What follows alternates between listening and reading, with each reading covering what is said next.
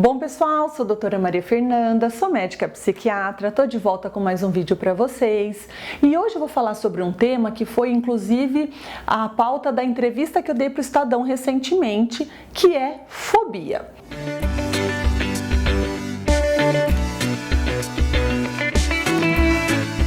Bom, para falar sobre fobia, primeiro a gente tem que entender o que é o medo e o que é a fobia. O medo, ele é uma emoção normal, ele é comum que nós, seres humanos e os animais também apresentamos. É ele que evita comportamentos que possam nos causar danos, ajudando na preservação das espécies. Então, ele é nosso aliado, ele nos sinaliza dos perigos reais. Já a fobia, ela é um tipo de transtorno de ansiedade. Ela é uma sensação de medo excessiva, ou seja, é desproporcional ao fator desencadeante. Ela acaba sendo irracional porque não tem um perigo real e ela é persistente, que ela aparece antes mesmo da situação acontecer. Então tem pessoas que podem ter fobia de avião sem nunca terem andado em um. Por conta desse medo excessivo, as situações passam a ser evitadas ou suportadas com muito temor. E quando que a fobia passa a ser um problema grave? Quando ela começa a trazer prejuízos na vida daquela pessoa, quando ela traz muito sofrimento, quando ela atrapalha a rotina, ou seja, a pessoa passa a evitar a todo custo o contato com as situações que causam medo. E quando ela entra em contato, ela pode passar mal, vindo até inclusive a sentir sintomas físicos, como uma taquicardia, que é uma aceleração do coração, uma sudorese excessiva, ela começa a suar demais, uma sensação de perda de controle, de formigamento nas mãos, nos pés, falta de ar, dor de barriga com inclusive diarreia, vontade de fazer xixi o tempo todo, tensão muscular. A pessoa pode passar a ter pensamentos cada vez mais frequentes, geralmente de cunho negativo, em que ela vai superestimar a possibilidade da ocorrência do evento negativo. Por exemplo, a pessoa não vai viajar de avião porque na cabeça dela, se ela embarcar, o avião vai cair. Ela não vai entrar no elevador porque na cabeça dela, se ela entrar, ele vai parar com certeza. E tem tratamento para fobia? Quando que a gente tem que tratar ela clinicamente? O que vai determinar quando a fobia vai ser tratada ou não é o grau de prejuízo na vida da pessoa. Algumas vezes a pessoa até consegue manter as atividades dela mesmo com a fobia, mas depois que ela termina, ela sente como se ela tivesse sido atropelada por um trem. Outras pessoas já têm um prejuízo funcional e ela pode faltar em reunião, pode faltar em aula por conta desse medo excessivo. O tratamento para fobia vai envolver principalmente a psicoterapia, que aqui o mais indicado é a TCC, que é a terapia cognitivo-comportamental.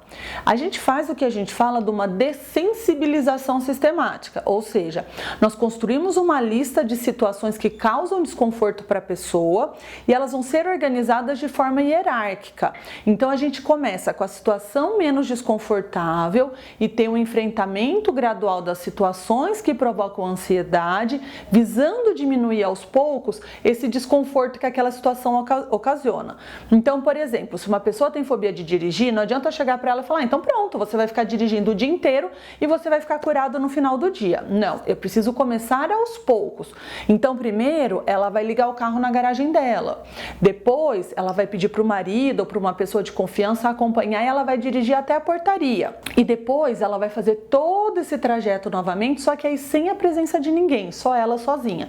Então ela vai dirigir, depois ela vai até a portaria, depois até a esquina, depois ela anda o quarteirão, só que aí sem ninguém, até que ela vá conseguindo conviver melhor com o desconforto que esse tipo de situação ocasiona. Já quando a medicação se faz necessária, nós usamos os antidepressivos para controlar o grau de ansiedade e de reatividade que aparece quando a pessoa acaba sendo exposta a esse estímulo.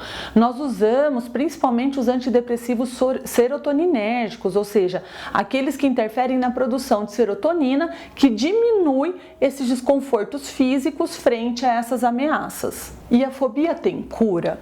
Como a fobia é um transtorno crônico em que a causa não é totalmente elucidada, nós falamos em tratamento para controlar os sintomas.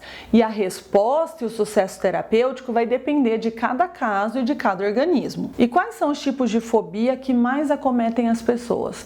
Eu já fiz um vídeo onde eu vou deixar aqui o link sobre fobia social. Essa é a fobia mais comum, onde a pessoa tem um medo muito grande de ser exposto à observação por outras pessoas, o que leva eles muitas vezes a evitar situações sociais. A ideia de ser confrontado com tais situações desencadeia uma ansiedade antecipatória tão grande que a pessoa começa a ficar com medo de reagir de uma forma humilhante ou embaraçosa. Um segundo tipo de fobia é a agorafobia, que é a segunda fobia mais comum. Eu até tenho um vídeo onde eu também vou deixar um link sobre ela, e ela pode vir ou não acompanhada do transtorno de pânico.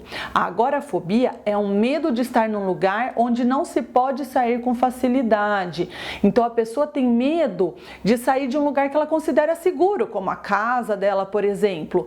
Então ela começa a evitar cada vez mais regiões onde ela não se sinta tão seguro. Nós temos fobias de animais, como barata, aranha, cachorro, gato. Temos a claustrofobia, que é a fobia, medo de lugares fechados.